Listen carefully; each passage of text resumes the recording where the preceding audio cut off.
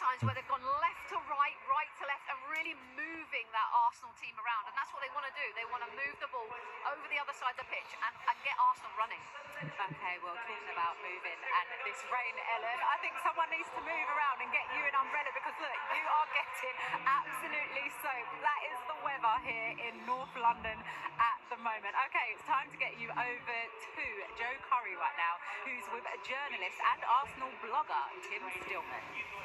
Yes, and Tim, Alex, has actually been covering Arsenal women for 17 years now, so he's been there for the good, the bad and the ugly. So, Tim, in terms of that first half, where does it fit in with the good, the bad and the ugly?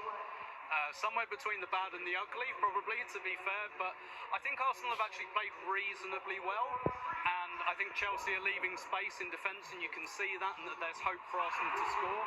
But at the moment, the defending, that's a real concern at the moment, particularly the way they've been defending crosses this week.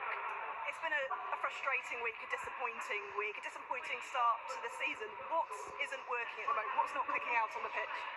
Yeah, I mean, Arsenal had an issue scoring goals last season, particularly against those deep defensive blocks, but if you look at the league table, they were miles behind Man City and Chelsea on goals scored, so that's been a bit of an issue, but the last two games, the defending has been really, really poor, and you look at the second goal today that Sandy Baltimore scores, very similar to the ones Arsenal conceded in Munich.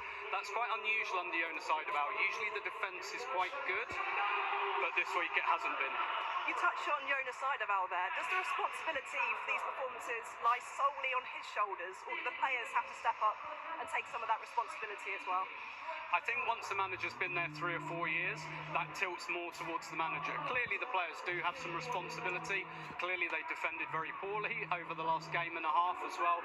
But I think the longer you get into a manager's reign, the less kind of wiggle room there is for the manager, because it's his players, he's the one setting them up. So, you know, it's both, but I think it's mainly the manager at this stage who bears that responsibility. Tim, we'll let you go and get back to your seat. I hope you don't get soggy on the way back. Enjoy the second half if you can. Thanks for joining us. Thanks very much.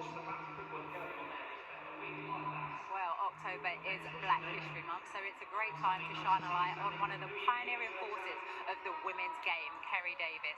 Back in 1982, she made sporting history by becoming the first black woman to represent the England women's national team. And she's been talking to Daniel Organ. You're always going to get